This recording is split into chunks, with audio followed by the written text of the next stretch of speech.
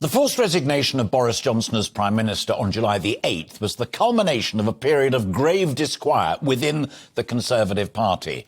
It prompted a hotly contested leadership struggle, which saw fresh faces with fresh ideas fall by the wayside. Old hands fall even earlier in the contest, with MPs finally settling on a choice between a supposedly safe pair of hands, former Chancellor Rishi Sunak, and a radical advocate of a new economics, the Foreign Secretary Liz Truss.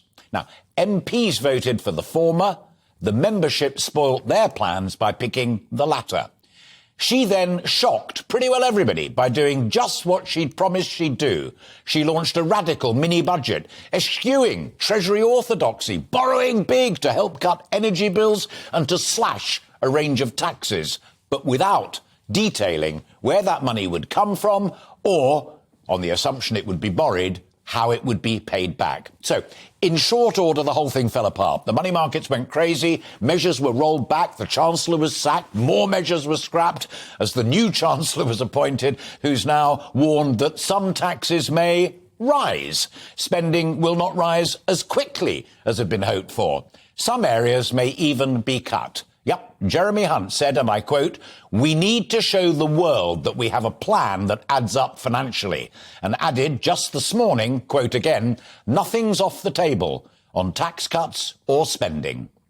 Well, the detail of that plan will be unveiled on the 31st of October. Then, just a few days later, on the 3rd of November, the Bank of England's Monetary Policy Committee meets, with the Governor of the Bank of England already warning that interest rates may need to rise by even more than had previously been expected. The Tories are at an historic low in the opinion polls, their leader lower still. Labour's riding high on the crest of a mainly silent wave. They need to say little or nothing to gain from the turmoil within the Tory party. So where does it all leave the government? For now, your government, whether you like it or not, and indeed the Conservative Party. Some say a conspiracy of traditionalists and an anti-Tory media did for Truss. Others, even within the Conservative Party fold, like Robert Halfon, say it was entirely self-inflicted, with the Truss government giving the impression that it's run by libertarian jihadists, blowing up the Conservative Party and the country in the process.